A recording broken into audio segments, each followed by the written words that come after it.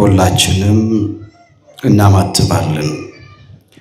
በስመ አብ ወወልድ ወመንፈስ ቅዱስ አሃዱ አምላክ አሜን። ክቡር አባታችን መላከ ሳህል መምህር ስዩም ወልደ ገብርኤል የዚሁ ቤተክርስቲያን አስተዳዳሪ፣ ክቡራን አበው ሊቃውንተ ቤተክርስቲያን በየማይረጋችሁ አባቶቼ ካህናት፣ በአገልግሎት የምትመስሉኝ ወንድሞቼ መምህራን ወንጌል፣ ወንድሞች ዲያቆናት፣ የእግዚአብሔር ልጆች፣ የድንግል ማርያም ወዳጆች እንደምን አመሻችሁ። በቸርነቱ ሳይገባን የኃጢአታችንን ብዛትና የሰውነታችንን ክፋት ተመልክቶ ሳያጠፋን ዕድሜ ለንስሐ ሰጥቶ ዳግም በቅድስናው ስፍራ ሰብስቦ ስሙን እንድንጠራ ቃሉንም እንድንሰማ የፈቀደልን የአባቶቻችን የቅዱሳን አምላክ የሰራዊት ጌታ እግዚአብሔር ስለማይነገረው ስጦታው ክብርና ምስጋና ይግባው። የእናታችን የእመቤታችን የቅድስተ ቅዱሳን የድንግል ማርያም የወላዲተ አምላክ ረድኤትና በረከት ለዘላለሙ በሁላችን ላይ አድሮ ይኖር። አምላካችን እግዚአብሔር ከሊቀ መላእክት ከቅዱስ ሚካኤል ረድኤትና በረከት ሁላችንንም ያሳትፈን። የምስጢር ባለቤት እግዚአብሔር አምላካችን ለሁላችንም ምስጢሩን ገልጦ ያስተምረን። ሥጋ ለባሽ ሁሉ አበባ ነው። ትንቢተ ኢሳይያስ ምዕራፍ 40 ቁጥር 6። ለዛሬ አምላካችን እግዚአብሔር እንደረዳን መጠን በሚኖረን ጊዜ የምንማርበት የትምህርታችን ርዕስ ይሆናል።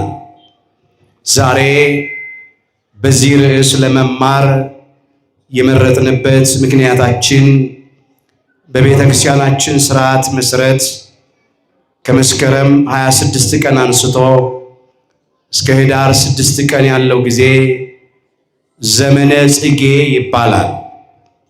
ጽጌ ማለት አበባ ማለት ነው።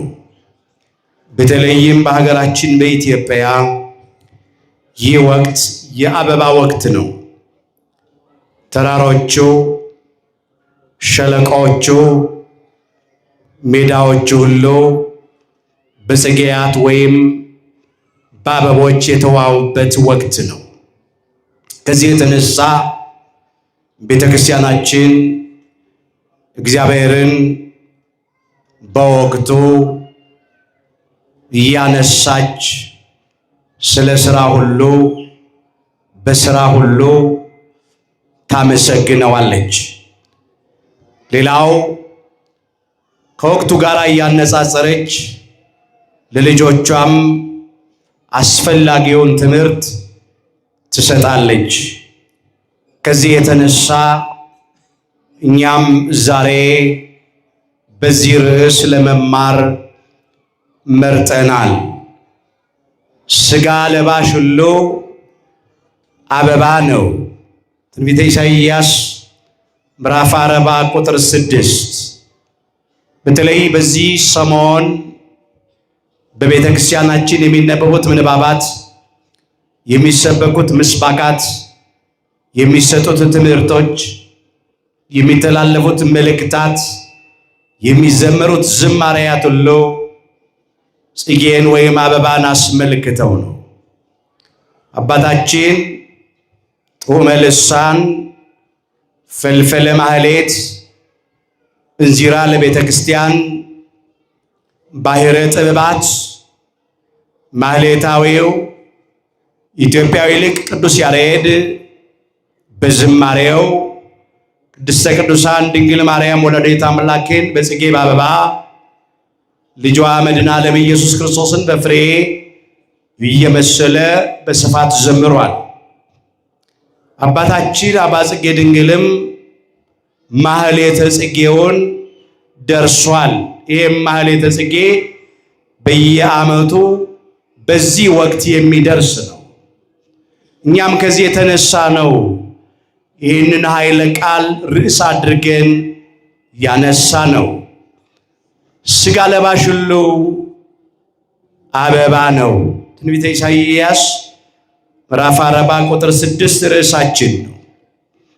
በዚህ ርዕስ ውስጥ በመጀመሪያ እኛ የሰው ልጆች በሳር ወይም በምድረ በዳ አበባ ለምን እንደተመሰልን እንመለከታለን። ሁለተኛ በሳርና በምድረ በዳ አበባ ከተመሰልን ምን ልናደርግ እንደሚገባን ተመልክተን ትምህርታችንን እንጠቀልለዋለን። አምላካችን እግዚአብሔር በነገር ሁሉ ማስተዋልን ይስጠን። እንዲህ ይላል እዚህ ትንቢተ ኢሳይያስ ምዕራፍ 40 ቁጥር 6 ጀምሮ ጩህ የሚል ሰው ቃል ምን ብዬ ልጩህ አልኩ ይላል። አሁን ጩህ አለኝ ሲል አሰምተህ ተናገር አለኝ ማለቱ ነው። ድምፅህን ከፍ አድርገህ ተናገር አለኝ ማለቱ ነው።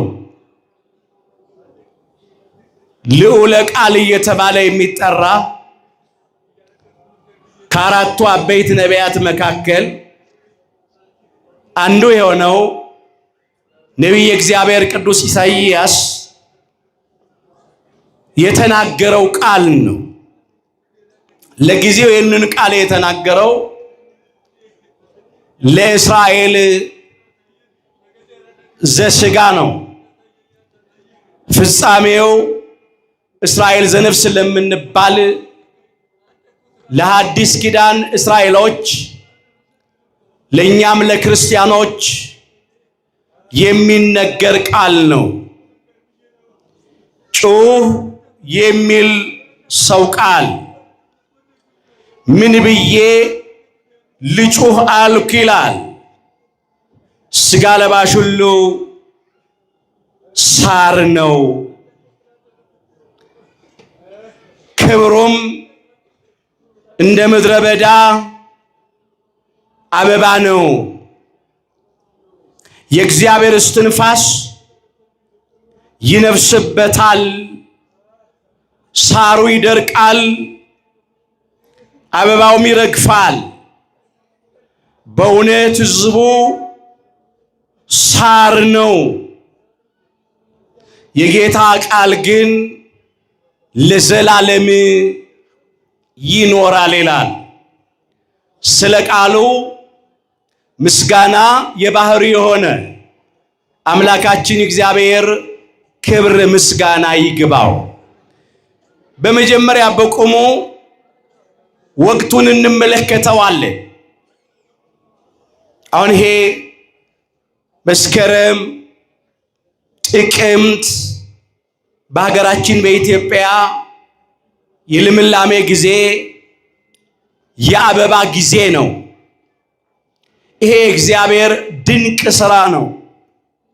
ለዓይኖቻችን ማረፊያ የሆኑ ብዙ አይነት ህብረ ቀለማት ያላቸው መዓዛቸው ወይም ሽታቸው የተለያየ የሆኑ አበቦችን ምድር እንድታወጣ አድርጓል።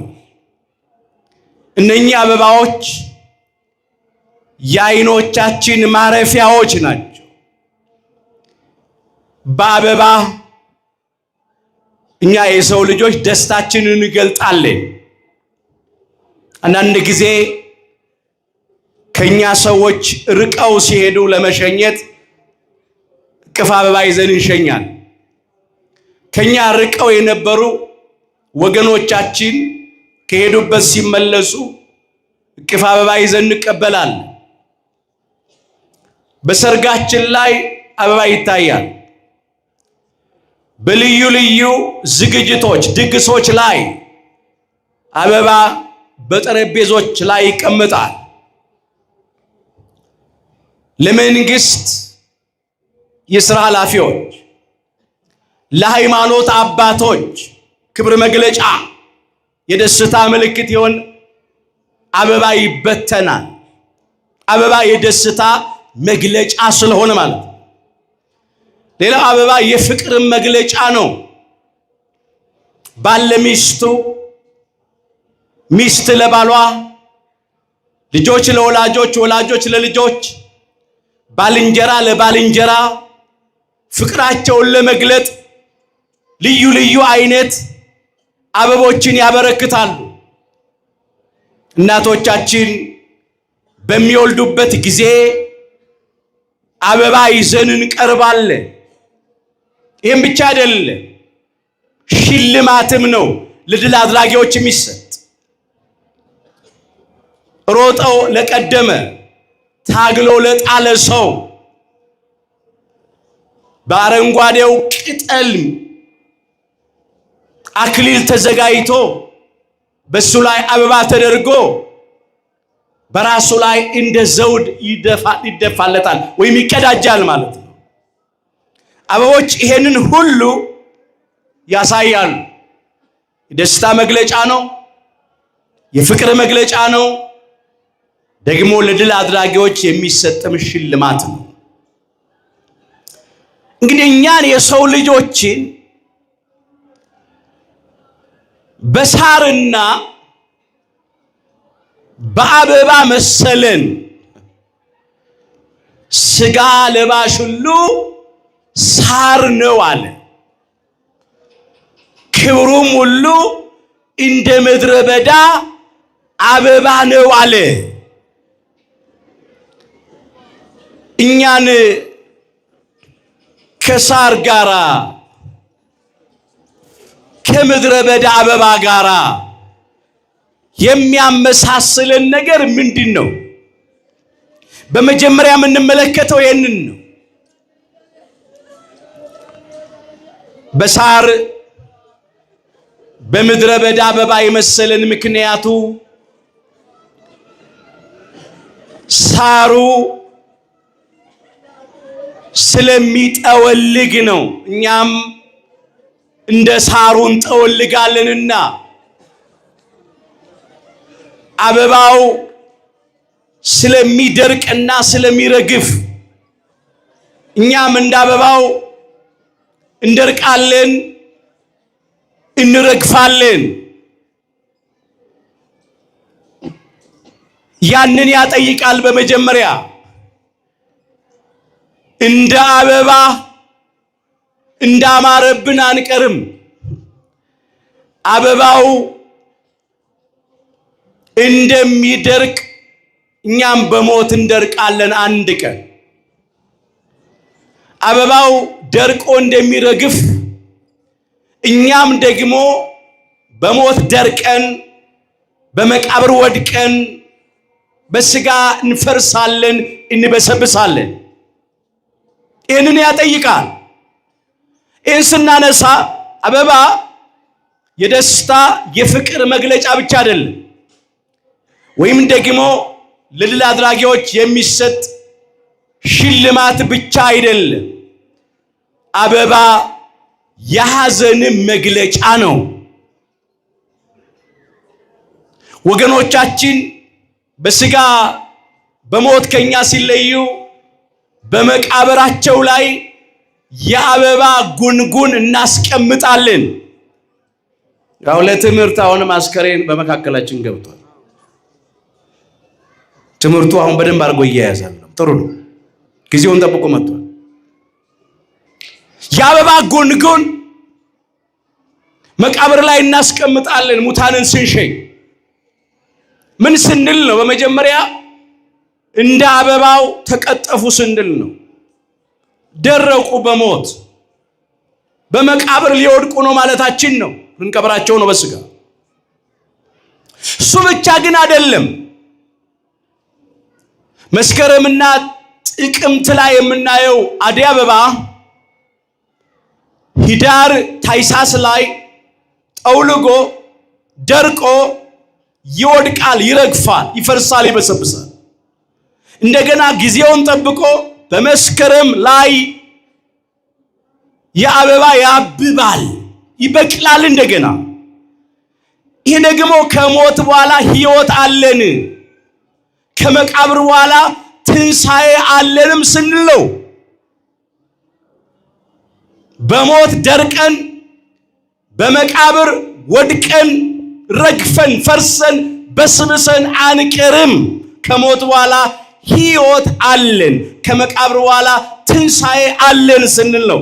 አምላካችን እግዚአብሔር የሁላችንን ትንሣኤ የክብር ትንሣኤ ያድርግልን። አበባውን ከማየት በፊት ሳር አለ። 4 ደረጃዎችን እንመለከታለን። ከመድረቁ አስቀድሞ ያለውን እድገት ማለት ነው። ሳር አለ።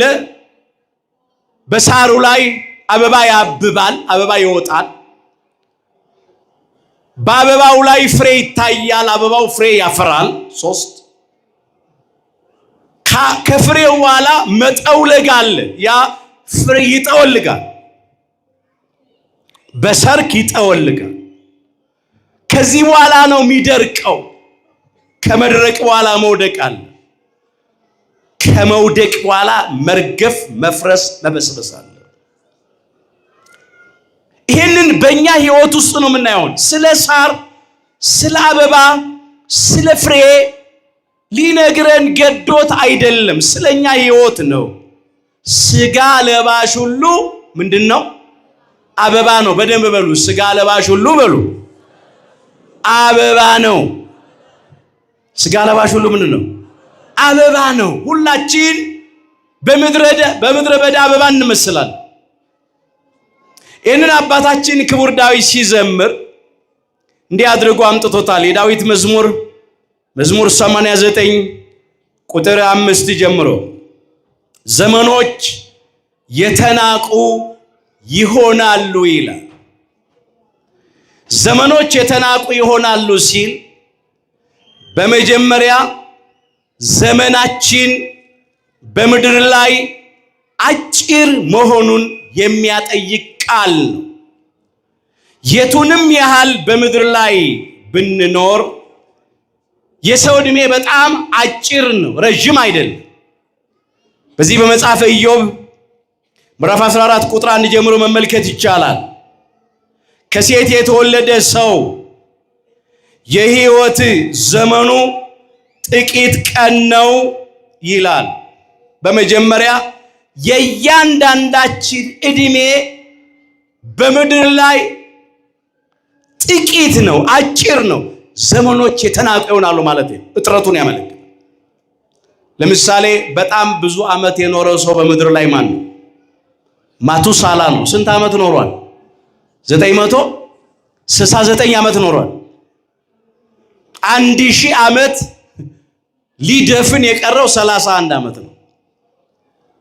የሚገርማችሁ በእግዚአብሔር ቀን አቆጣጠር ግን ማቱሳላ እንኳን 1 ቀን አልሞላው።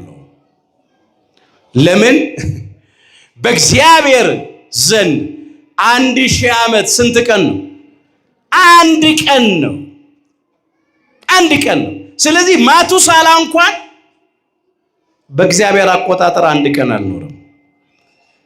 እንደ ማቱሳላ እንኳን ያለ ዕድሜ ቢኖር ይህ በጣም ጥቂት ነው። ዛሬማ ተውት፣ አጥሮ በጣም ትንሽ ነው። ስለዚህ ከሴት የተወለደ ሰው አለ። ከሴት ያልተወለደ ሰው ኖሮ አይደለም፣ የሰው ልጆች በሙሉ ለማለት ነው።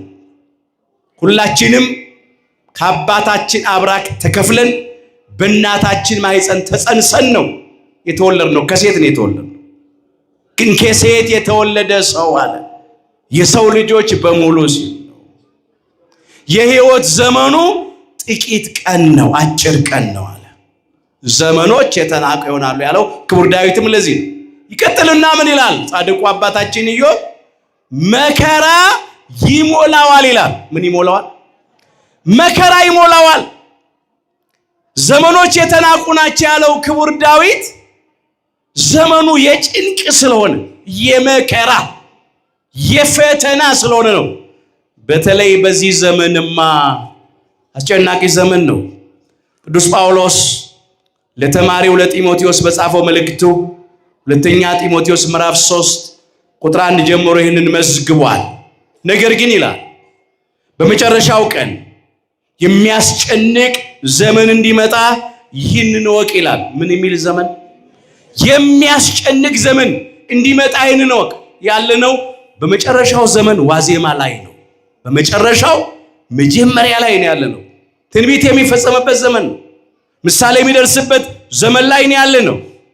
ይሄ ዘመን ሰዎች ራሳቸውን የሚወዱ ይሆናሉና ይላል። ገንዘብን የሚወዱ ትዕቢተኞች፣ ተሳዳቢዎች፣ ለወላጆቻቸው የማይታዘዙ፣ የማያመሰግኑ፣ ቅድስና የሌላቸው፣ ፍቅር የሌላቸው፣ እርቅን የማይሰሙ፣ ሐሜተኞች፣ ራሳቸውን የማይገዙ ጨካኞች፣ መልካም የሆነውን የማይወዱ ከዳተኞች፣ ችኩሎች፣ በትዕቢት የተነፉ ከእግዚአብሔር ይልቅ ተድላን የሚወዱ ይሆናሉና። ይሄ አሁን ያለንበት ዘመን ይህንን ይመስላል። አስጨናቂ ዘመን ነው። ፈታኝ ዘመን። አይኖቻችን ክፉ ነው የሚያዩት፣ ጆሮቻችን ክፉ ነው የሚሰሙት። ስለዚህ ዘመኖች የተናቁ ይሆናሉና አለ። የተናቁት በመጀመሪያ ጥቂት በመሆናቸው እድሜያችን አጭር ነው። ሁለተኛ የመከራ የጭንቅ ኑሮ ስለምንኖር። እንመለስ እዚያው የዳዊት መዝሙር 89 ቁጥር 5 ላይ ዘመኖች የተናቁ ይሆናሉ፣ ጠውልጎና ደርቆ ይወድቃል። በመጀመሪያ የሚታየው ሳር ነው። ሳር ሆኖ ይበቅላል። ይሄ ሳር ያለው የሕፃንነት እድሜያችን ነው። እያንዳንዳችን ከአባታችን አብራክ ተከፍለን በእናታችን ማህፀን ተጸንሰን እንወለዳለን። በሕፃንነት እንበቅላለን ማለት ነው። የሳርነት ጊዜ ነው። የልጅነት የሕፃንነት ጊዜ። ከሳሩ በኋላ በሳሩ ላይ አበባ ነው የሚወጣው፣ አበባ ነው የሚታየው። ከልጅነት ከሕፃንነት በኋላ የሚመጣው ደግሞ ወጣትነት ነው። በወጣትነት እናብባለን። የወጣትነት እድሜ የአበብነት ጊዜ ነው። ከዚህ አበባው ደግሞ ፍሬ ያፈራል፣ በፍሬ ይገለጣል፣ ይታያል። ከወጣትነት በኋላ ጉልምስና ነው የሚቀጥለው። የፍሬ ጊዜ የተባለ የጎልማሳነት ጊዜ ነው። ጎልማሶች ትዳር ይመሰርታሉ፣ ዘር ይተካሉ፣ ፍሬ ያፈራሉ፣ ልጆች ይወልዳሉ። ፍሬ ማፍራት ማለት እንደዚህ። ከዚህ ከፍሬ በኋላ የዚያ በሳርነት የበቀለ ባግ ደግሞ የአረጋዊነት ጊዜ ነው፣ የእርጅና ጊዜ ነው። ከሕፃንነት ወደ ወጣትነት፣ ከወጣትነት ወደ ጉልምስና፣ ከጉልምስና ደግሞ ወደ እርጅና የእድገቱ ደረጃ። የጠወለገ ተክል ዘንበል ይላል፣ አቅም ያጣል። እንዲሁም በእድሜ ሲገፋ ልክ እንደዚያ እንደጠወለገው ተክል ነው የሚሆነው። ወገብ ይያዛል፣ አይኖች ይፈዛሉ፣ ጉልበት ይደክማል፣ አቅም ይጠፋል። አግቡኝ አውጡኝ፣ አስቀምጡኝ አንሱኝ፣ ወገቤን አስታጥቁኝ፣ ጫማዬን አጥልቁልኝ፣ እሰሩልኝ ይመጣል። ክቡር ዳዊት ይህንን ገልጦታል። የሰርኩን ጊዜ የመጠውለጉን ጊዜ ማለት ነው። እዚሁ መዝሙር 89 ቁጥር 10 ጀምሮ እንመልከት። የዘመኖቻችንም ዕድሜ 70 ዓመት ቢበረታም 80 ዓመት ነው ይላል። ቢበዛ ግን ድካምና መከራ ነው ይላል። አስተውሉ ወገኖች፣ የዘመኖቻችን ዕድሜ 70 ዓመት ከዛ ቢበረታ 80 ዓመት ነው የሚሆነው። ከዚህ ደግሞ ቢበዛ ቢጨምር ድካም ነው የሚመጣው፣ መከራ ነው የሚመጣው። ዕድሜ የጠገቡ አረጋውያት ያውቁታል። ዕድሜ በገፋ ቁጥር የገዛ አጥንት እሾህ ሆኖ ይወጋል። ሌላ ነገር ከውጭ ሳይመጣ ማለት ነው። ከዚህ በኋላ መድረቅ ነው የሚቀጥለው። መድረቅ ያለው ሞትን ነው። የደረቀ ተክል ሕይወት የለው። መድረቅ ማለት የነፍስ ከስጋ መለየት፣ በስጋ መሞት ማለት ነው። ማንም ሰው ይህንን ያልፍበታል። ለሁሉ ጊዜ አለው። ለመወለድ ጊዜ አለው፣ ለመሞትም ጊዜ አለው ይላል መጽሐፈ መክብብ ምዕራፍ 3 ቁጥር 1 ላይ። ከዚህ የሚቀር ሰው የለም። ሁላችንም በጊዜው በዚህ መንገድ ውስጥ እናልፋለን። ምናልባት አንዳንድ ጊዜ አንዳንዶች በሳርነታቸው ተጠርተዋል፣ ደርቀዋል። በሕፃንነት የሞቱ አንድ ፍሬ ሕፃናት አሉ፣ ሳያብቡ ማለት ነው። ወጣትነት ሳይደርሱ በልጅነት የደረቁ አሉ በሞት። ደግሞ አንዳንዶች በአበብነታቸው የተቀጠፉ አሉ። ወጣትነት ደርሰው ፍሬ ሳያፈሩ፣ ትዳር ሳይመሰርቱ፣ ልጅ ሳይወልዱ፣ ጉልምስና ዕድሜ ሳይደርሱ ወጣቶች እንዳሉ የተጠሩ አሉ፣ የደረቁ አሉ። አንዳንዶች ደግሞ በጉልምስና የተጠሩ አሉ። ሕፃንነትን፣ ወጣትነትን፣ ጉልምስናን ደርሰው ፍሬ አፍርተው ትዳር መስርተው የተጠሩ አሉ በፍሬነታቸው ጊዜ። የታደሉት ደግሞ ዕድሜ ጠግበው በመጠውለግ ጊዜ በተባለው በሰርክ በእርጅናቸው ወደ መቃብር የወረዱ አሉ። ሁል ጊዜ እስከ ሰርክ ድረስ መድረስ ይቻላል ማለት አይደለም። ወይ እስከ መጠውለግ ለአንዳንዶቹ ያይፈጸም። በሳርነት በሕፃንነት የደረቁ አሉ። በአበብነት በወጣትነት የደረቁ አሉ፣ የሞቱ። በፍሬነት በጉልምስና የደረቁ አሉ፣ የሞቱ አሉ። ደግሞ በእርጅናቸው ያረፉ አሉ። ግን ማንም ደግሞ ከዚህ አይቀር። ያቺን ጊዜ ጠብቀን ሁላችን እንሄዳለን። ከዚያ ጠውልጎ አለ በእርጅና፣ ደርቆ አለ በሞተ ስጋ ይወድቃል አለ። ምን ይላል? ይወድቃል። የሚወድቀው ቤት ነው፣ በመቃብር ይወድቃል፣ ይቀበራል ማለት ነው። ብዙ ወገኖቻችንን ቀብረናል፣ ሸኝተናል። እኛ የምንጠብቀው ተራችንን ነው።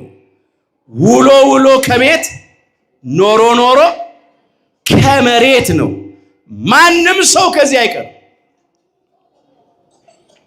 አባታችን ጻድቁ ኢዮብ ይህንን እንደዚህ አድርጎ አምጥቶታል።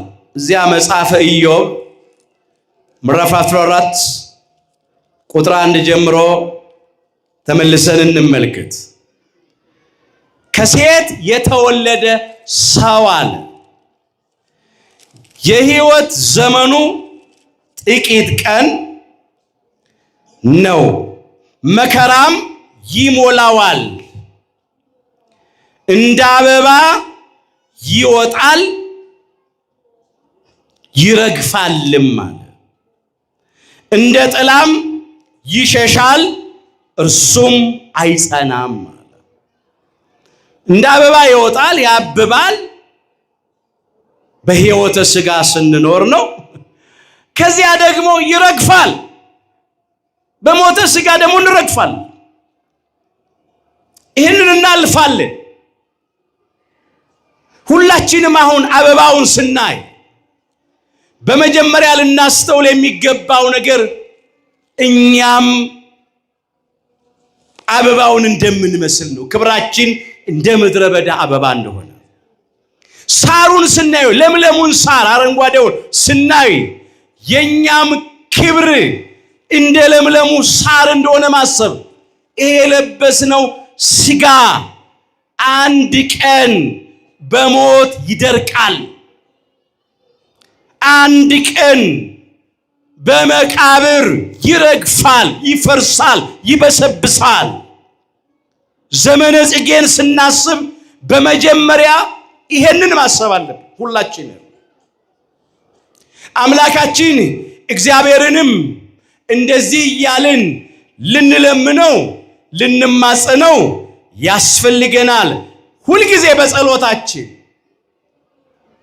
ተዘከር እግዚኦ ከመ መሬት ንሕነ ልንል ያስፈልጋል። አቤቱ እኛ አፈር እንደሆነን አስብ። የዳዊት መዝሙር 102 ቁጥር 14 ላይ የተመዘገበ ይለቃል።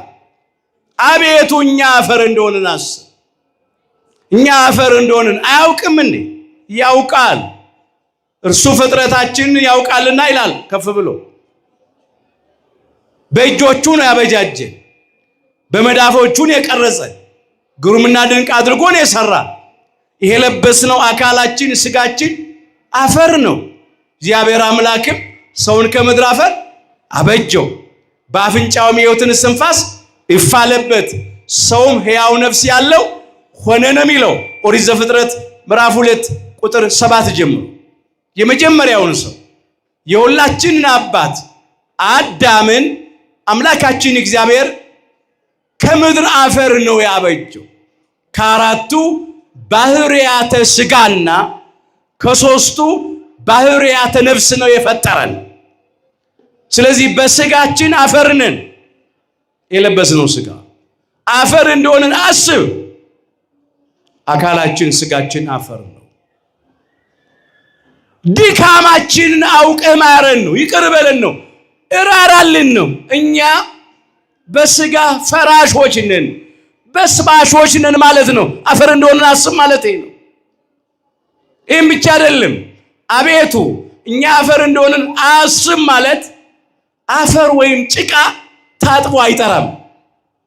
እኛ ደግሞ ታጥበን አንጠራም። የለበስነው ሥጋ ደካማ ሥጋ ነው። ቶሎ ኃጢአት የሚከበው ሰውነት ነው። ልቤን አነጻሁ ከኃጢአትም ጠራሁ የሚል ማን ነው ይላል መጽሐፈ ምሳሌ ምዕራፍ 20 ቁጥር 9 ላይ። ከኛ መካከል ልቤን አነጻሁ የሚል ሰው ማን ነው? ከኃጢአት ጠራሁ የሚል ሰው ማን ነው? ወይ በገቢር በድርጊት በሥራ በድለናል፣ ወይ በነቢብ በቃል ክፉ ቃል እየተናገርን በድለናል፣ ወይም በሐልዮ በምኞት ክፉ ሐሳብ እያሰብን ክፉ ነገር እየተመኘን በድለናል። ከአንዱ ብንነጻ ከሌላው አንነጻምና አቤቱ እኛ አፈር እንደሆነ አስብ አለ። ሰብእሰ ከመ ሳዕር መዋዕሊሁ አለ። ሰውስ ዘመኑ እንደ ሳር ነው አለ።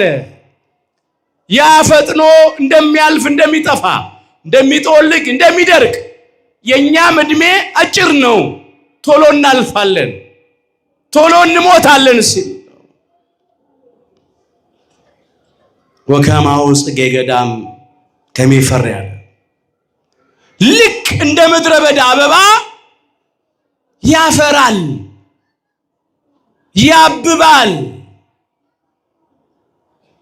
ደግሞ ያፈራል ብቻ አይደለም ይትነገፍም ሲል ይረግፋል ይጠፋልም ሲል ነው። ማፍራት ማበብ ብቻ አይደለም። ነፋስ ይነፍስበታል አበባውም ይረግፋል ይላል። ይህ አበባ ነፋስ ሲነፍስበት እንደሚረግፍ እንዲሁ መልአከ ሞት ሲመጣ ነፍሳችንን ከስጋችን ለይቶ ይወስዳታል። እኛም እንደ አበባው እንደርቃለን፣ በመቃብር እንወድቃለን፣ በመቃብር እንረግፋለን፣ በስጋ እንፈርሳለን፣ እንበሰብሳለን። ግን እንደፈረስ እንደበሰበስን ደግሞ አንቀርም፣ እንነሳለን። ከሞት በኋላ ሕይወት አለን፣ ከመቃብር በኋላ ትንሣኤ አለን። ስለዚህ ሕይወታችን ይህንን ይመስላል። አቤቱ እኛ አፈር እንደሆነን አስብ። ሰው ዘመኑ እንደ ሳር ነው፣ እንደ ምድረ በዳ አበባ እንዲሁ ያብባል፣ ያፈራል። ነፋስ በነፈሰበት ጊዜ ያልፋል፣ ይደርቃል ብሎ ነው ክቡር ዳዊት ያነሳው። አንደኛው ነገር ሁልጊዜ ልናስተውል የሚገባው ልክ የኛም ሕይወት እንደ ምድረ በዳ አበባና እንደ ሳር እንደሆነ ማሰብ። ሳሩ እንደሚጠወልቅ እንደሚደርቅ፣ አበባው እንደሚደርቅ እንደሚረግፍ፣ እኛም አንድ ቀን በሞት እንደርቃለን፣ በመቃብር እንወድቃለን፣ እንረግፋለን፣ እንፈርሳለን፣ እንበሰብሳለን በስጋ። ይህም ማሰብ አንዱ እሱ። ሁለተኛ ይህንን አበባ ስናስብ፣ ዘመነ ጽጌን ስናስብ አምላካችን እግዚአብሔር የምድርን አበቦች እንዲህ አድርጎ አስጊጧል። አምላካችን ጌታችን መድኃኒታችን ኢየሱስ ክርስቶስ በመዋዕለ ስብከቱ የሰው ልጆች በመብል በመጠጥ ጉዳይ እንዳይጨነቁ ሲያስተምር ይህን አንስቷል። ሰው ምን እበላለሁ፣ ምን እጠጣለሁ፣ ምን እለብሳለሁ ብሎ መጨነቅ የለበት። በተለይ በእግዚአብሔር የምናምን እኛ የእግዚአብሔር ልጆች ይህም በምሳሌ አነሳ። የማቴዎስ ወንጌል ምዕራፍ 6 ከቁጥር 28 ጀምሮ የተመዘገበውን እንመልከት። ስለ ልብስስ ስለምን ትጨነቃላችሁ አለ። እስቲ ከኔ ጋር በሉ የሜዳ በሉ አበቦች እንዴት እንዲያድጉ ልብ አድርጋችሁ ተመልከቱ። አይደክሙምም አይፈትሉምም። አሁን አበባውን ስናይ ይሄ ዘመነ ጽጌ ነው። አምላካችን ጌታችን መድኃኒታችን ኢየሱስ ክርስቶስ ምን ብሎናል? የሜዳ አበቦች እንዴት እንዲያድጉ ልብ አድርጋችሁ ተመልከቱ፣ አስተውላችሁ ተመልከቱ ይላል። አይደክሙም አይፈትሉም። ማን ነው እንዲህ ያስጌጣቸው? በልዩ ልዩ ህብረ ቀለማት ብንል አምላካችን እግዚአብሔር ነው። ታዲያ ምድርን በአበቦች እንዲህ አድርጎ ካስዋበ ካስጌጠ፣ ምድርን እንዲህ አድርጎ ካለበሳት፣ እኛንማ የሰው ልጆች በአርአያውና በመልኩ የፈጠረንን በእጆቹ ያበጃጀንን የቱን ያህል ያለብሰን ይሆን? የቱን ያህል ያበላን ያጠጣን ይሆን? እንኳን ለኛ እግዚአብሔር ይሄው ምድርንም እንዲያስዋል። ስለዚህ በልብስ ጉዳይ አትጨነቋል። ሶሎሞንስ እንኳን አለ በዚያ ሁሉ ክብሩ ከነዚህ እንዳንዱ አልለበሰም አለ። እንግዲህ ሶሎሞን ካንተ በፊት ከተነሱት ካንተም በኋላ ከሚነሱት አንተን የሚመስል ጥበበኛ አስተዋይ ሰው እንዳይኖር አድርጌ ጥበብና ማስተዋልን ሰጥቻለሁ ብሎታል አምላካችን እግዚአብሔር። ክብርን ሰጥቻለሁ፣ ያለመንከኝን ገንዘብም ሰጥቻለሁ ነው ያለው። ሶሎሞን በዚያ ሁሉ ክብሩ ንጉሥ ሆኖ ግን ከአበቦቹ እንዳንዱ አልለበሰም። ለምን? የምድር አበቦች የራሳቸው የሆነ ሕይወት ያለው አበባ ነው የሚታይባቸው። ለምለም የሆነ መዓዛ ያለው ነው አበባው። ሶሎሞን እነሱን አብነት አድርጎ ልብሰ መንግስቱ ላይ የአበባ ምስል አስጠቅሶ ነው የሚለብሰው። እነሱን አብነት አድርጎ ማለት ነው። ሶሎሞን አበቦቹን አብነት አድርጎ ልብሱ ላይ አበባ አስጠልፎ ይለብሳል እንጂ አበቦቹ ሶሎሞንን አብነት ያደርጉት። ሶሎሞንስ እንኳን በዚያ ሁሉ ክብሩ ከነዚህ እንዳንዱ አልለበሰም አለ አምላካችን።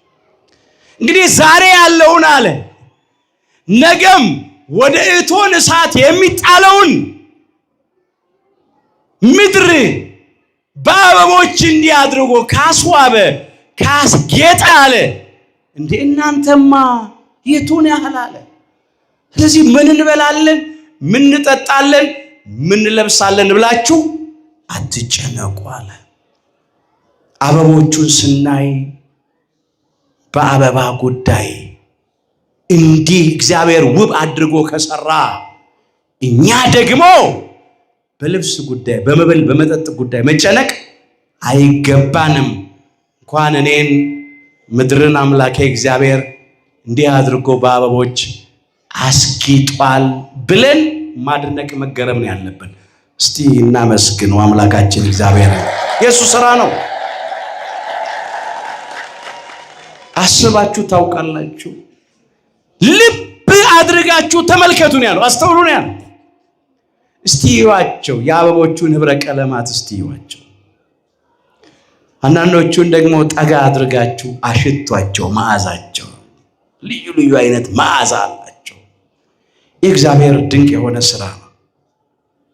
እግዚአብሔር ያደረገው ነው። አደይ አበባውን እንኳን ስናይ ወቅቱን ጠብቆ ሳይዛነፍ ይመጣል።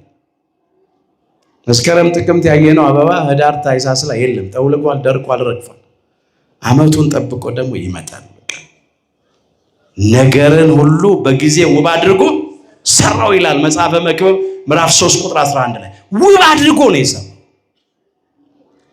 ስለዚህ አበቦችን ስናይ እኛ በምንም ጉዳይ መጨነቅ የለብንም። ይሄ ዘመነ ጽጌ ይህንንም ያስተምረናል፣ በምንም እንዳንጨነቅ። ሌላው የሚያስጨንቁን አስጨናቂ ሰዎች አሉ። እግዚአብሔርን ማይፈሩ ሰዎች፣ ሰውን የማያፍሩ ሰዎች፣ ነፍሰ ገዳዮች፣ እልከኞች፣ ክፉ ሰዎች አሉ። ጊዜ የሰጠው ቅል ድንጋይ ይሰብራል ይላሉ አበው። አሉ አንዳንድ ጨካኞች፣ አረመኔዎች፣ ግፈኞች ሰዎች አሉ። ሳሩን ስናይ አበባውን ስናይ እነሱን ደግሞ እንዳንፈራ እግዚአብሔር ቃል ያስተምረናል። የነሱ ሕይወትም እንደ ሳር ይተወልጋል። ትንቢተ ኢሳይያስ ምዕራፍ 52 ምዕራፍ 51 ቁጥር 12 ጀምሮ የተመዘገበውን ኃይለ ቃል እንመልከተው። አምላካችን እግዚአብሔር የተናገረው ቃል እንደዚህ ይላል፣ የማጽናናችሁ እኔ ነኝ ይላል። የሚሞተውን ሰው እስቲ በሉ እንደ ሳርም በሉ የሚጠወልገውን የሰውን ልጅ ትፈራ ዘንድ አንተ ማነህ? እንደምን የሚጠወልገውን? እንደ ሳር የሚጠወልገውን የሚሞተውን የሰውን ልጅ ስጋ ለባሹን። ስጋ ለባሽ ሁሉ ምንድን ነው? አበባ ነው። ስጋ ለባሽ ሁሉ ምንድን ነው? ሳር ነው። እንደ ሳር የሚጠወልገውን የሚደርቀውን የሚሞተውን የሰውን ልጅ ለምን ትፈራላችሁ ይለናል። መፈራት የሚገባው አምላካችን እግዚአብሔር ነው።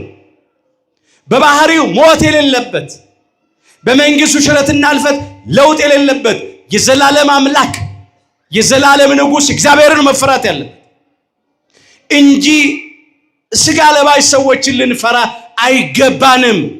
ለምን? እንደ ሳር ይጠወልጋሉ፣ እንደ አበባ ይደርቃሉ፣ ይረግፋሉ፣ በሞት ይሸነፋሉ። የጊዜ ጉዳይ ነው። አንዳንድ ጊዜ ለምልመው ሲታዩ፣ አብበው ሲታዩ፣ አለው ሲሉ ሚጠወልጉ አይመስሉም ይሆናል፣ ሚደርቁ አይመስሉም ይሆናል። ግን ይጠወልጋሉ፣ ይደርቃሉ፣ ይሞታሉ፣ ያልፋሉ። መፈራት የሚገባው አምላካችን እግዚአብሔር ነው። እሱንም የምንፈራው የፍቅር ፍርሃት ነው፣ የአክብሮት ፍርሃት ነው።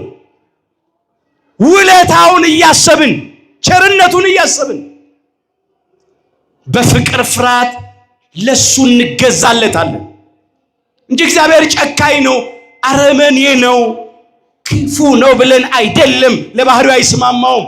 የኛ አምላክ ሩህሩህ ነው፣ መሐሪ ነው፣ ቸር ይቅር ባይ ነው። ከእናት ይልቅ እናት ነው፣ ከአባትም ይልቅ አባት ነው። ፍቅር የሆነ አምላክ ነው። ክብር ምስጋና ይግባው። ፍቅሩን እያሰብን ውለታውን እያሰብን ነው ምንፈራው። ስጋ ለባሾችን አንፈራም። ስጋን የሚገሉትን አትፍሩ፣ ነፍስን መግደል አይቻላቸውም ነው ያለው የማቴዎስ ወንጌል ምዕራፍ 10 ቁጥር 28 ላይ። የት ያገኙታል? ነፍሳችን እኮ የትም ያገኙት። ጊዜያችን ከደረሰ ፈቃዱ ከሆነ ሰዎች ሊገፉን፣ ሊገርፉን፣ ለሞት አሳልፈው ሊሰጡ ስጋችንን ሊገርሉ ይችላሉ። ነፍሳችንን ግን አያገኟትም። አንዳንዶች እንደ ሳር የሚጠወልጉትንና እንደ አበባ የሚደርቁት የሚረግፉትን የሰው ልጆችን ፈርተው፣ ስጋ ለባሾችን ፈርተው ሃይማኖትን የካዱ ሰዎች አሉ። ከእግዚአብሔር የተለዩ ሰዎች አሉ። እውነትን በሐሰት የለወጡ ሰዎች አሉ። በሚያሳዝን ሁኔታ በእኛ ዘንድ ግን ይሄ አይደረግ። እንዲህም ይላል በዚህ በዳዊት መዝሙር 91 ቁጥር 7 ላይ እስቲ በሉ ኃጢአተኞች በሉ እንደ ሳር ሲበቅሉ፣ አመፃ የሚያደርጉ ሁሉ ሲለመልሙ፣ ለዘላለም ዓለም እንደሚጠፉ ነው። ለዘላለም ዓለም እንደሚሉ ነው፣ እንደሚጠፉ ነው። አመፀኞች፣ ኃጢአተኞች እንደ ሳር ሲበቅሉ ይታያሉ፣ እንደ አበባ ሲያብቡ ይታያሉ፣ ግን ለዘላለም ደግሞ ይጠፋሉ። መጨረሻቸው ጥፋት ነው። ለጊዜው ግን እንደፈለገ ሊሆኑ ይችላሉ። እነሱንም መፍራት አይገባም። ከእግዚአብሔር ጋር ተጣብቆ መኖር ያስፈልጋል። ስጋ ለባሽ ሁሉ ምንድን ነው? አበባ ነው። አበብነቱ በዚህ በማበብ በመለምለም ብቻ አይደለም፣ በመጠውለግ፣ በመድረቅ፣ በመውደቅ፣ በመርገፍም ነው ብለናል። ሞትም አለብን። ምን እናድርግ? ሞተን አንቀርም። አበባው እንደገና እንደሚበቅል ጊዜውን ጠብቆ እኛም በትንሣኤ ዘጉባኤ በመጨረሻው ቀን እንነሳለን። ሙታን ሕያዋን ይሆናሉ፣ ሬሳዎችም ይነሳሉ ተብሎ ተጽፏል። ትንቢተ ኢሳይያስ ምዕራፍ 26 ቁጥር 19 ላይ ሙታን ሕያዋን ይሆናሉ። ሙታን በሙሉ ሕያዋን ይሆናሉ በመጨረሻው ቀን አምላካችን ዳግም ለፍርድ ሲመጣ። ሬሳዎችም ሁሉ ይነሳሉ። ጊዜውን ጠብቆ ይፈጸማል። ይህን ደግሞ አምላካችን ጌታችን መድኃኒታችን ኢየሱስ ክርስቶስ በቃልም በተግባርም አሳይቶናል። በቃል አስተምሮ በተግባር ፈጽሞት አሳይቷል። ምን አለ? አነ ውእቱ ትንሣኤ ወሕይወት አለ። ትንሣኤና ሕይወት እኔ ነኝ አለ። ዘያምን በየ እመኒ ሞተ ያሐዩ አለ። የሚያምንብኝ ቢሞት እንኳን ሕያው ይሆናል። የዮሐንስ ወንጌል ምዕራፍ 11 ቁጥር 25 ጀምሮ የተመዘገበ ኃይለ ቃል። አምላካችን ጌታችን መድኃኒታችን ኢየሱስ ክርስቶስ በመዋዕለ ስብከቱ ካስነሳቸው ሙታን መካከል ጥቂቶቹን እናንሳ ለትምህርታችን የሆነን ዘንድ። ትንሣኤና ሕይወት እኔ ነኝ ያለ አምላክ ለሙታን ሕይወትን ሰጥቶ አሳይቷል። አንዱ ታሪክ በማርቆስ ወንጌል ምዕራፍ 5 ከቁጥር 35 እስከ ፍጻሜ ምዕራፍ የተመዘገበ ነው። የምኩራቡ አለቃ የኢያኢሮስን ልጅ የ12 ዓመት ብላቴና ናት። አንድ ፍሬ ሕፃን ልጅ ሞተች። ይቺ በሳርነቷን የደረቀችው ማለት ነው። ገና ወደ አበብነት ወደ ወጣትነት ሳታድግ። ከዚህ አምላካችን ጌታችን መድኃኒታችን ኢየሱስ ክርስቶስ መጣ። ወደ ምኩራቡ አለቃ ወደ ኢያኢሮስ ቤት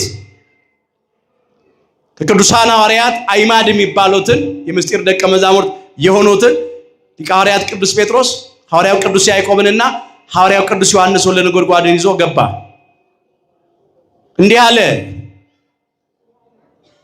የኢያኢሮስ ልጅ ተኝታለች፣ አስነሳት ዘንድ እሄዳለሁ አለ። በዚያ የነበሩ ሰዎች ምን አሉ? እንዴ የተኛችና የሞተች ለይቶ አያውቅም እንዴ? እንደ ሞተች ያውቃሉ እነሱ።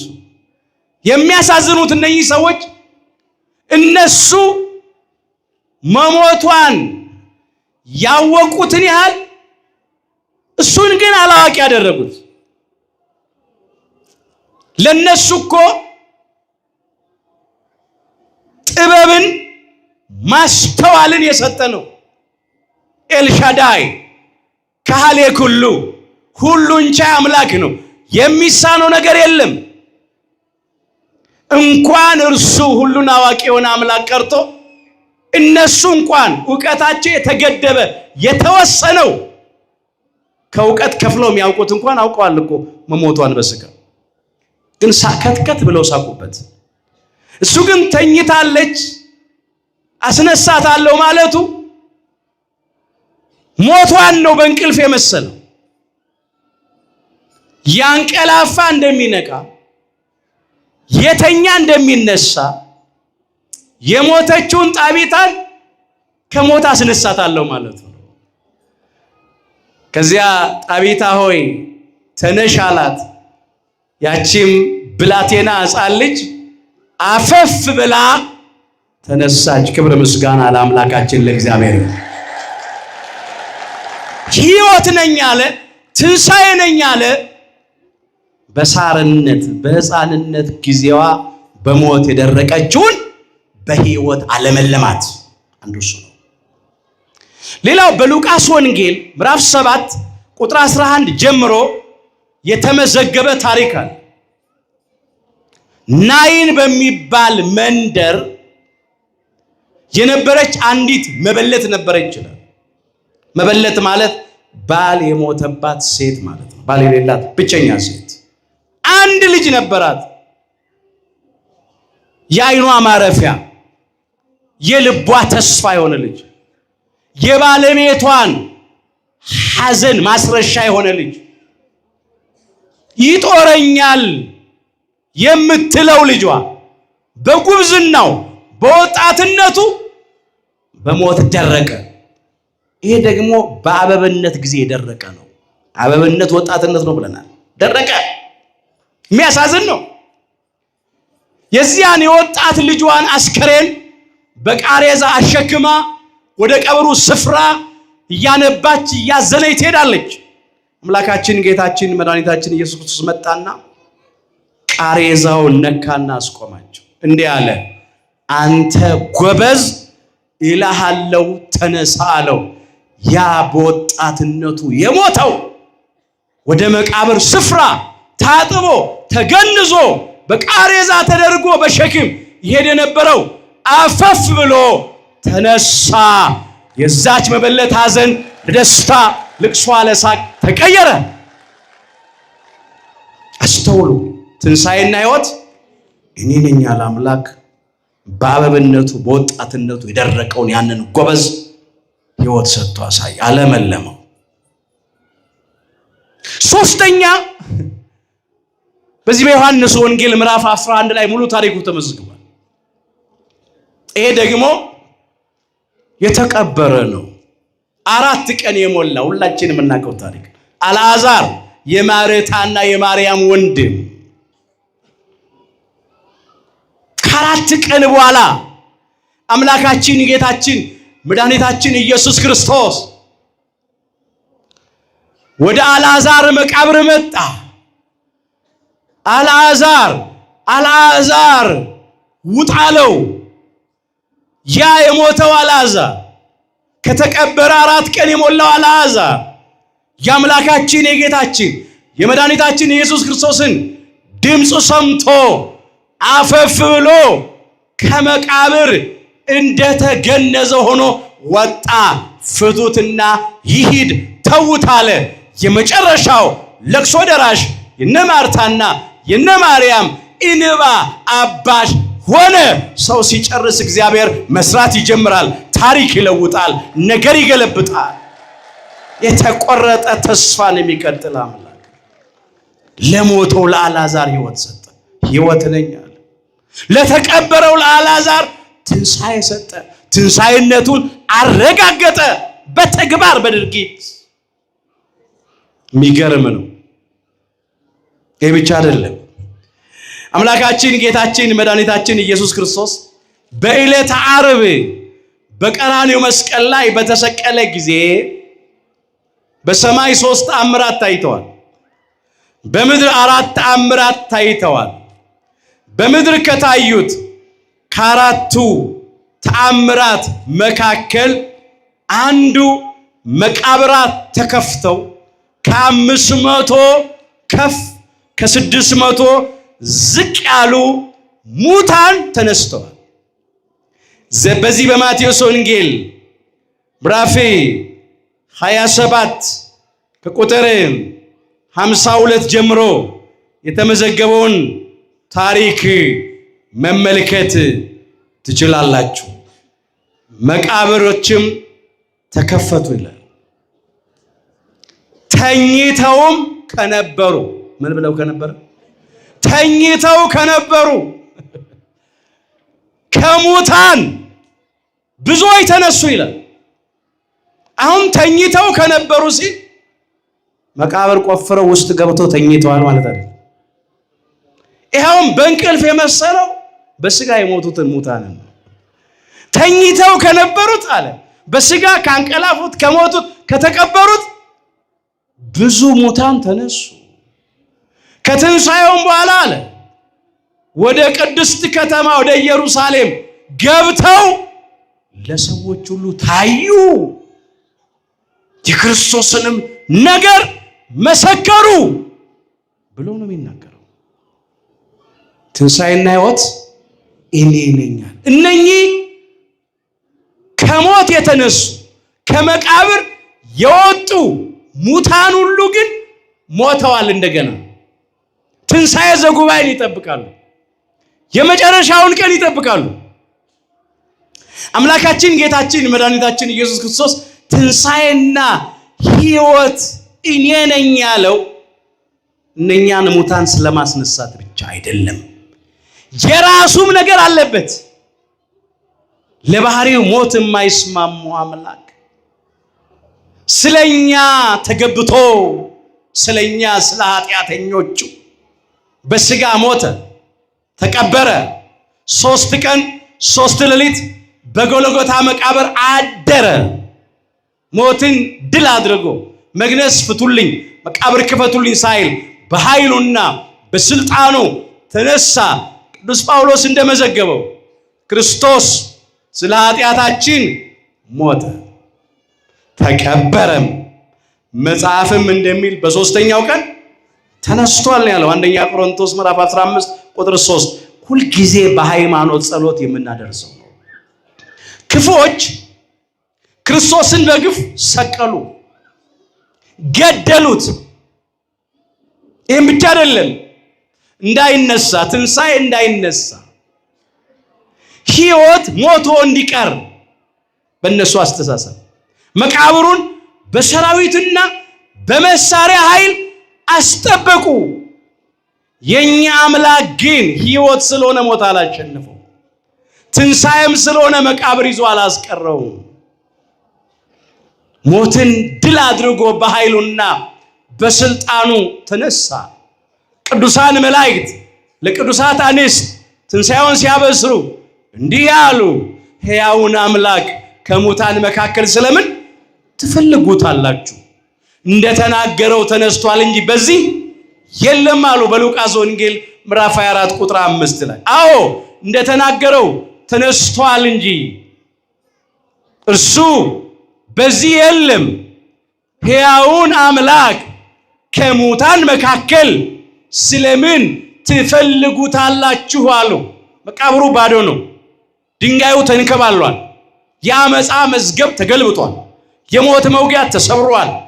ጠላት ዲያብሎስንና ሰራዊቱን በመስቀሉ ከመንገዳችን ላይ ጠርቆ አስወግዶልናል።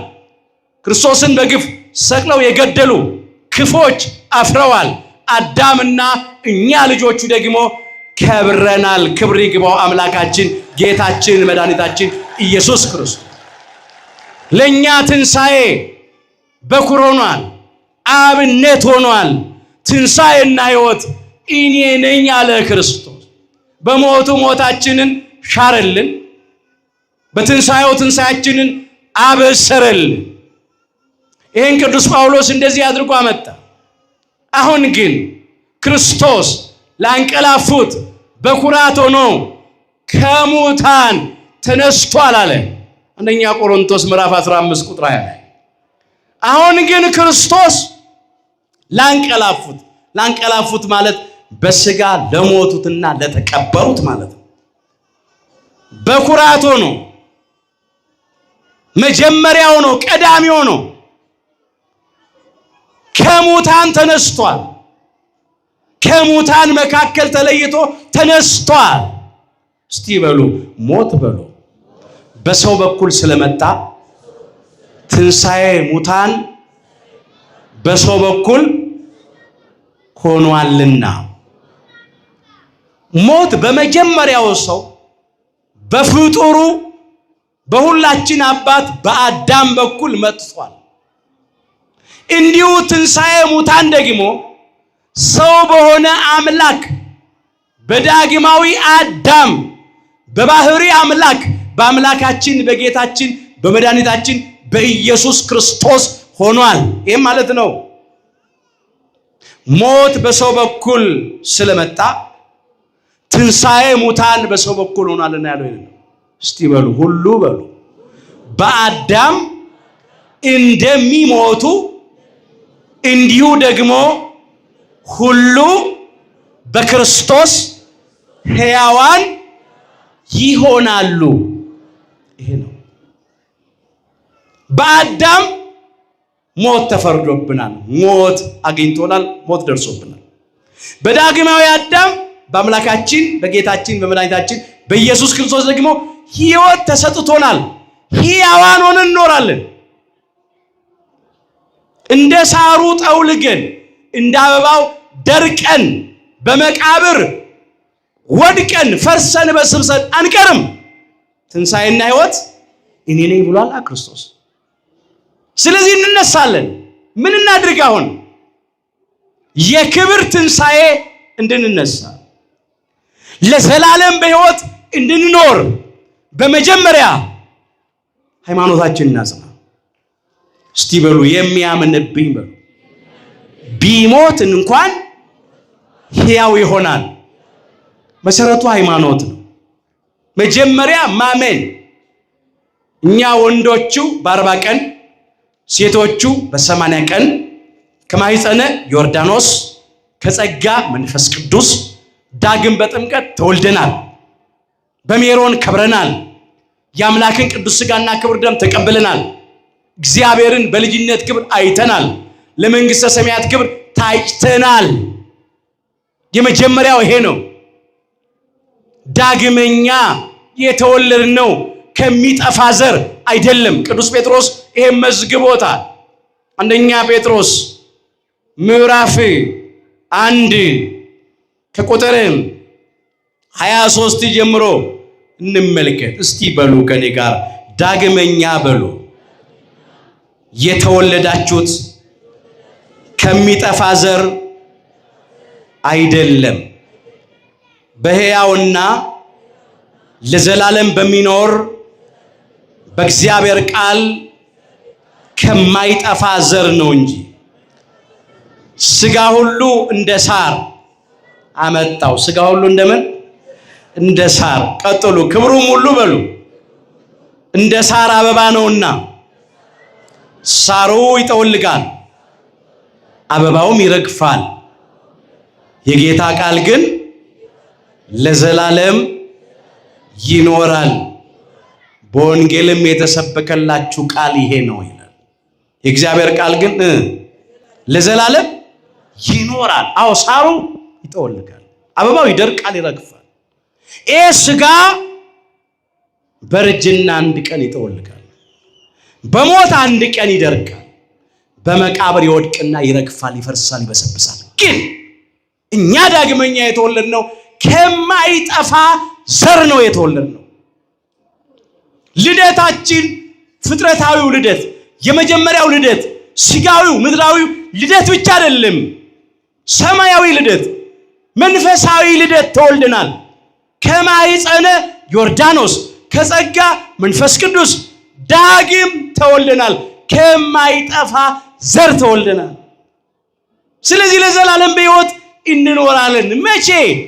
ሃይማኖታችን ስናጸና። የሚያምንብኝ ቢሞት እንኳን ሕያው ይሆናል አለ። በሥጋ ቢሞት በነፍስ አይሞትም። አንድ ጊዜ ቢሞት ሁለተኛ አይሞትም። በሥጋ ቢሞት ቢቀበር ቢፈርስ ቢበሰብስ ሞቶ ተቀብሮ ፈርሶ በስሱ አይቀርም። ከሞት በኋላ ሕይወት አለ። ከመቃብር በኋላ ትንሣኤ አለንና የሁላችንን ትንሣኤ የክብር ያድርግልን። ትልቁ ነገር አምኖ መሞት ነው። ሞት አይቀርም፣ የሥጋ ሞት አይቀርም። ግን ምን ብሎ መሞት? አምኖ መሞት። እነዚህ ሁሉ በሉ አምነው ሞቱ። ዕብራውያን ምዕራፍ 11 ቁጥር 13 ላይ ተመዝግቧል። ቅዱስ ጳውሎስ ስለ እምነት ሲጽፍ በግፍ ሞትን በመጀመሪያ ከቀመሰው ከጻድቁ ከአቤል ጀምሮ ዘርዝሮ አመጣና ምን አለ? እነዚህ ሁሉ አምነው ሞቱ ነው ያለው። አምኖ መሞት። ሥጋ ለባሽ ሁሉ ምንድነው? አበባ ነው። እንደ አበባው በሞት መድረቅ በመቃብር መውደቅና መርገፍ መፍረስ መፈስፈስ ስለማይቀር አምነን መሞት እስከ መጨረሻ እቅታ ድረስ ሃይማኖታችን እንድናጸና እግዚአብሔር ይርዳል። በፈተና እንድንጸና፣ በመከራ እንድንታገስ። ኩን መሃይምነ እስከ ለሞት ወሁበከ አክሊለ ሕይወት ነው የሚለው። እስከ ሞት ድረስ የታመንክ ሁን፣ የሕይወትን አክሊል እሰጥሃለሁ ይላል ራእየ ዮሐንስ ምዕራፍ 2 ቁጥር 10 ላይ። እስከ ሞት ድረስ መታመን። አደራችሁ ብንራብም ብንጠማም ብንቸገርም ብንገፋም መከራ ቢፈራረቅብን ባይመቸንም ሃይማኖታችንን አጽንተን እንገኝ። ለሚጠፋ ብር፣ ለሚፈነግል ወንበር፣ ለሚቀር ምድራዊ ክብር፣ ለሥጋዊ ለጊዜያዊ ጥቅም ብለን ሃይማኖታችንን አንለውጥ። ከቤተ ክርስቲያን አንውጣ፣ ከእግዚአብሔር አንለይ። ጸንተን እንቆም። የመጀመሪያው ሃይማኖትን ማጽናት። አምኖ ኖሮ አምኖ መሞት።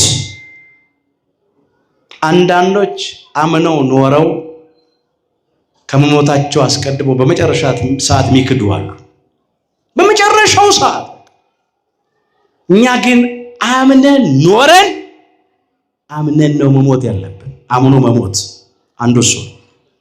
ሁለተኛ ምግባርን አቅንቶ እንደ እግዚአብሔር ፈቃድ ተመላልሶ ማረፍ ነው። ቃሌን የሚጠብቅ ቢኖር ለዘላለም ሞትን አያይም ይላል የዮሐንስ ወንጌል ምዕራፍ 8 ቁጥር 51 ላይ አምላካችን ጌታችን መድኃኒታችን ኢየሱስ ክርስቶስ የተናገረው ቃል። ቃሌን የሚጠብቃል እንደ እግዚአብሔር ቃል የሚኖር ፈቃዱን የሚፈጽም ሰው የመንፈስ ቅዱስን ፍሬዎች የሚያፈራ በጽድቅ ሥራ የሚመላለስ ሰው ቢኖር ሞትን አያይም። ከሞት በኋላ ባለው ሕይወት ከመቃብር በኋላ ባለው ትንሣኤ ለዘላለም አይሞትም ማለት ነው እንጂ ነፍሱ ከሥጋው አትለይም። በምድር ላይ እንደምሰሶ ቆሞ ይኖራል ማለት አይደለም። እሱማ ለማንም አይቀርም የሥጋ ሞት። የእግዚአብሔርን ፈቃድ ስንፈጽም ከሃይማኖት ጋር በጎ ፍሬ ስናፈራ ጽድቅ ስንሰራ ማለት ነው በትህትና በይቅር ባይነት በታማኝነት በያዋህነት በደግነት በትዕግስት ስንኖር ያኔ ሞትን አናይም። ሰዎች ምን ይላሉ? አሟሟቴ አሳምርልኝ። ጥሩ ልመና ነው፣ የተለመደም ነው። የሰው አሟሟቱ አምሯል የሚባለው አምኖ ሲሞት ነው።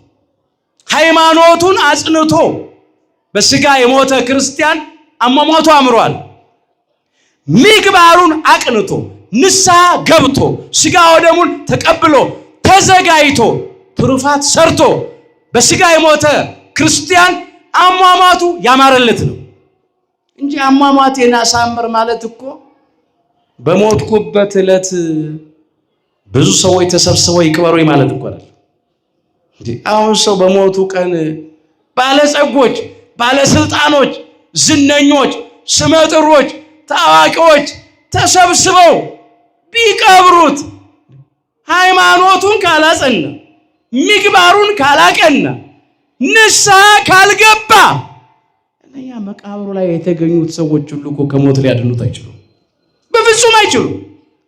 አንዳንድ ሰው ግን አሟሟት ማማር ማለት ያ በቀብሩ ዕለት የሚፈጸመው ነገር ይመስለዋል። እሱ አይደለም። እሱ ትርጉም የለውም። እሱ አይደለም።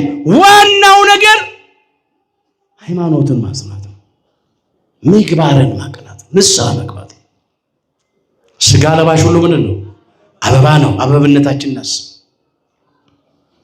የሰው ዕድሜው የተወሰነ ነው፣ የወሩም ቁጥር በአንተ ዘንድ ነው፣ እርሱም ሊተላለፈው የማይችለውን ዳርቻ አደረክለት ይላል መጽሐፈ ኢዮብ ምዕራፍ 14 ቁጥር 5 ላይ። የእያንዳንዳችን ዕድሜ በእግዚአብሔር ዘንድ የተወሰነ ነው፣ የተቆጠረ የተለካ ነው። ማንም ሰው ያንን መተላለፍ አይችልም። ባለጸጋ በገንዘቡ ዕድሜ መጨመር አይችልም። ባለስልጣን በስልጣኑ በመሳሪያው በሰራዊቱ ብዛት ዕድሜ መጨመር አይችልም። ባለ እውቀት ባለ ጥበብ በሁለትና በሶስት ዲግሪ ዕድሜ መጨመር አይቻልም። ያማ ቢቻል ኖሮ ብዙ ሚሊዮነሮች ቢሊዮነሮች ያን ሁሉ ገንዘባቸውን ጥሎ ይሞቱ ነበር፣ ይገዙ ነበር። ዕድሜ እኮ ይገዙ ነበር። ዕድሜ ግን ከገበያ የሚገዛ ሸቀጥ አይደለም፣ እግዚአብሔር የጸጋ ስጦታ ነው። ባለስልጣኖች ዕድሜ መጨመር ቢችሉ ነው በስልጣናቸው ወንበራቸውን ጥለው ስልጣናቸውን ትተው ይሞቱ ነበር እንዴ? ለወንበራቸው ስንት የንጹሃንን ደም ያፈሱ የለን? ይጨፈጭፉ የለን? ርኅራኄ የሌላቸው ጨካኞች፣ አረመኔዎች፣ እግዚአብሔርን ማይፈሩ ሰውን ማያፍሩ በንጹሃን ደም የሚታጠቡ። በስልጣንማ ዕድሜ መጨመር ቢቻል ኖሮ ያደርጉት ነበር፣ ግን አይቻልም። ማንም አይችልም። እንባ ዕድሜ ይጨምራል፣ ንስሐ ዕድሜ ይጨምራል። የንጉሱ የሕዝቅያስን ሕይወት ማየት ይቻላል። በትንቢተ ኢሳይያስ ምዕራፍ 38 ላይ ይሄ ታሪክ ተመስክሯል። ንጉሱ ሕዝቅያስ እግዚአብሔር ከሰናክሬምና ከአሦራውያን እጅ አዳነው። በተለይም መጋቤ ብሉይ ሊቀ መላእክት ቅዱስ ሚካኤል ከእግዚአብሔር ተልኮ ከአሦራውያን ሰፈር 185,000 ገደለ። ከድል በኋላ ግን ንጉሡ ሕዝቅያስ ክብርን ለራሱ ወሰደ። ይሄ ድል የተገኘው አለ፣ ይሄ ክብር የተገኘው አለ በእኔ የጦር ስልትና ብልሃት ደግሞ በሰራዊቴ ችሎታ ነው አለ። በቃ የእግዚአብሔርን ክብር ለራሱ ወሰደ። ልቡ ኮራ፣ ታበየ። መጽሐፍ ግን ምንድን ነው የሚለው?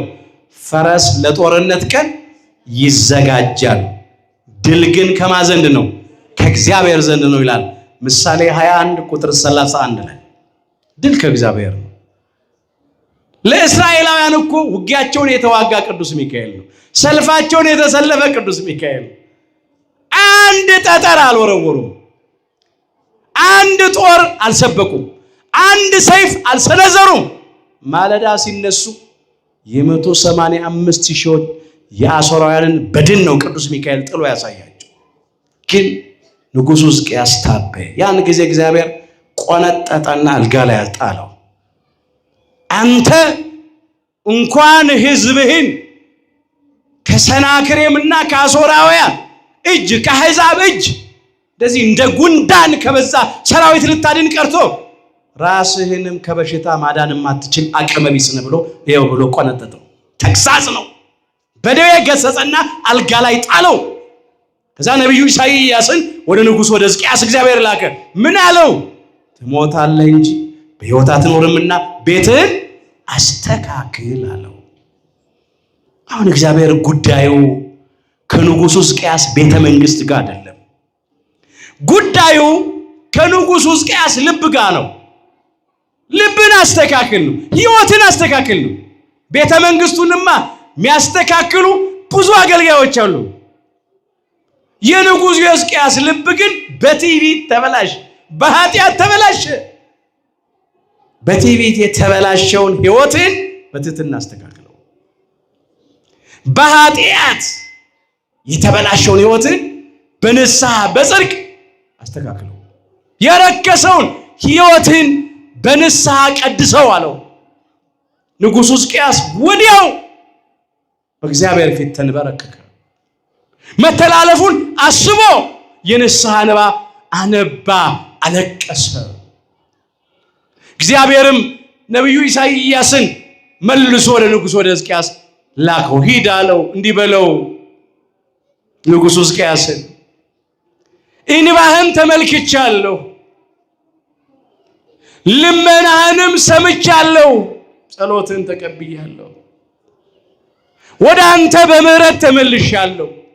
በሦስተኛው ቀን ከደዌ እፈውስሃለሁ፣ በዕድሜ ላይም 15 ዓመት ጨምሬልሃለሁ አለው። ክብር ምስጋና ለአምላካችን ለእግዚአብሔር ይሁን። አስተዋላችሁ? እንባ ዕድሜ ይጨምራል። ንስሐ ዕድሜ ይጨምራል። የወደቀ ሲነሳ፣ የበደለ ሲመለስ፣ የረከሰ ሲቀደስ፣ ያኔ አምላካችን ዕድሜ ይጨምራል። በሌላ ነገር ግን ዕድሜ አይጨምርም። ንጉሡ ሕዝቅያስ ዕድሜው ተጨመረለት። ምን አለ ያን ጊዜ? አንተም ፈወስከኝ፣ ወደ ሕይወትም መለስከኝ። እግዚአብሔር ያውቅበታል።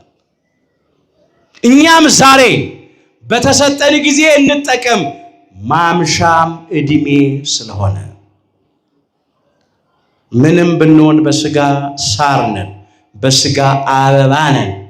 የሳር ትምክህት የአበባ ትምክህት የለ መድረስ ነው። ሳር ምን አቅም አለው?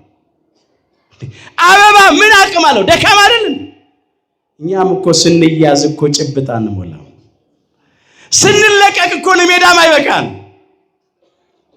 እስቲ በሉ እስትንፋሱ በሉ በአፍንጫው ያለበትን ሰው ተውት፣ እርሱ ስለምን ይቆጠራል? ትንቢተ ኢሳይያስ ምዕራፍ 2 ቁጥር 22።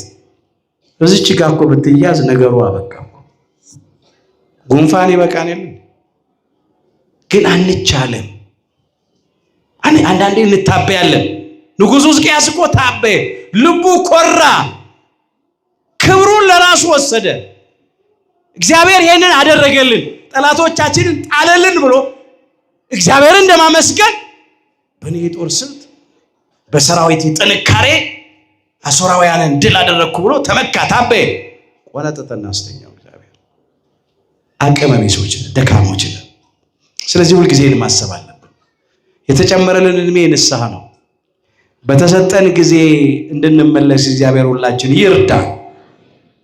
ሁላችንም እንሞታለን ይላል ሁለተኛ ሳሙኤል ምዕራፍ 14 ቁጥር 14 ጀምሮ ሁላችን እንሞታለን። የሥጋን ሞት ነው። ነጭ፣ ጥቁር፣ ባለጠጋ፣ ድሃ፣ ጌታ፣ ባሪያ፣ ወንድ፣ ሴት፣ ትልቅ፣ ትንሽ፣ የተማረ፣ ያልተማረ፣ ካህን፣ ምእመን፣ አማኒ፣ ከሃዲ፣ ቅዱስ፣ ርኩስ፣ ቡሩክ፣ ርጉም ልዩነት የለም። ሁላችን እንሞታለን። በምድር ላይም እንደፈሰሰና እንደማይመለስ ውሃ ነን ይላል። የፈሰሰ ውሃ አይታፈስም ይላሉ አበው መጽሐፍም ይሄን ነው። እግዚአብሔር ግን የነፍስን ጥፋት አይወድም። ማንም ሰው ከኛ በነፍሱ እንዲጠፋ ለዘላለም እንዲሞት እግዚአብሔር ፈቃዱ አይደለም። እኛ በራሳችን ላይ ካልጨከን በስተቀር እግዚአብሔር በእኛ ላይ አይጨክንም። የእግዚአብሔር ፈቃዱ ሁላችንም እንድንድን ነው። አሁን የእግዚአብሔር ጥያቄ ለምን ወደቃችሁ አይደለም፣ ለምን አትነሱ? ለምን በደላችሁ አይደለም፣ ለምን አትመለሱ? ለምን ረከሳችሁ አይደለም፣ ለምን አትቀደሱ? ከተመለስን ይመለሳል። የምሕረት እጆቹ እንደተዘረጉ ናቸው። የተጣለ ሰው ይላል በጥርጥር በክህደት በአምልኮተ ጣዖት በማንኛውም በደልና ኃጢአት የተጣለ የወደቀ ሰው ፈጽሞ እንዳይጠፋ በምክሩ ያስባል። እግዚአብሔር እየመከረን ነው። እግዚአብሔር እየተናገረን ነው። እሱ ሲመክረንና ሲናገረን እንድናስተውሉላችን ይርዳል። በሳርነት በሕፃንነት የደረቁ በሞት የተጠሩ አሉ። በአበብነት በወጣትነት ተጠርተው ይሄዱ አሉ። ደግሞ በፍሬነት በጉልምስና ጊዜ የተጠሩ አሉ በሞት ደግሞም ጠውልገው በእርጅና ዘመናቸው በሞት የደረቁና ወደ መቃብር የወደቁ ሰዎች አሉ። ይሄ ሁሉ ለኛ ማስተማሪያ ነው። መቼ እንደምንጠራ እናውቅ። አይ እኔ ወጣት ነኝ፣ አይ እኔ ጎልማሳ ነኝ፣ እኔ ገና ነኝ ማለት አይቻልም። ቀኑ ከደረሰ መሄድ ነው። ስለዚህ እንደ ሳሩ ዘመናችን አጭር ነው፣ እንደ አበባው እንደርቃለን እንረግፋለንና እኛም በተሰጠን ጊዜ እንድንጠቀም ይርዳን። ሥጋ ለባሽ ሁሉ አበባ ነው።